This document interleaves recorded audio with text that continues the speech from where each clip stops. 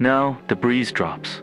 Some power bulls, the waves, and a breathless calm sets in. Forget everything that you learned about Homer and everything that you thought you learned from Christopher Nolan's The Odyssey. The 1990 film, Pink Ulysses, takes The Odyssey and sends it through a decidedly homoerotic art house blender. Follow the yellow brick road.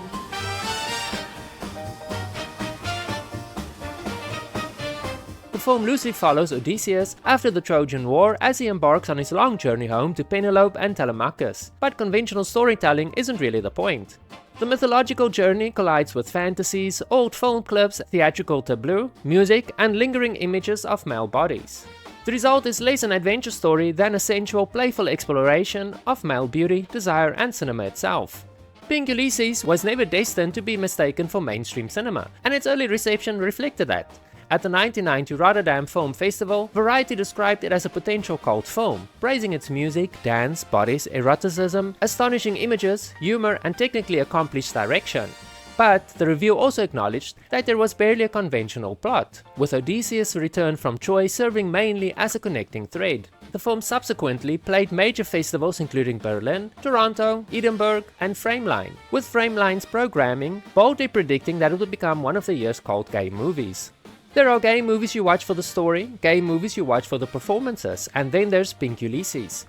This is a film where Homer gets a very different kind of treatment. It takes one of Western literature's great heterosexual epics and filters it through gay male desire, classical imagery, European art cinema, and mischievous sense of humor. The result is deliberately excessive, with bodies becoming landscapes, mythology becoming theatre, and images that linger far longer than any ordinary narrative would permit. And that is precisely the appeal of this film. Pink Ulysses understands something that many supposedly sophisticated films completely miss.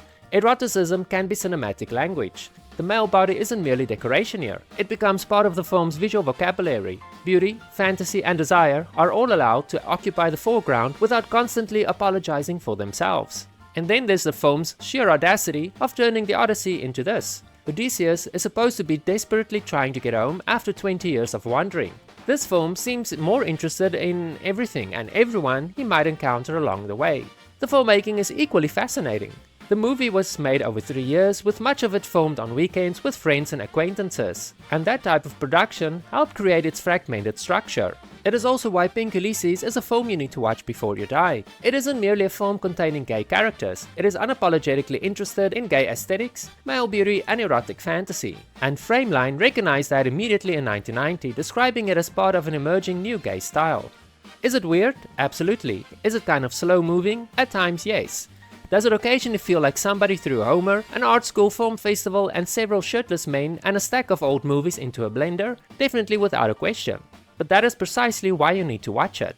Pink Ulysses isn't asking permission to be conventional. It is flamboyant filmmaking in the best possible sense. It is sensual, strange, funny, and completely committed to its own peculiar vision. And frankly, in a gay film bucket list, without this, is completely missing something. Thank you so much for watching this video. If you liked it, remember to give me a thumbs up, and a subscription would be nice. You can also check out some of the other great videos on my channel, and to get you started, you can check out this video next. Thanks again, and I'll see you in the next video.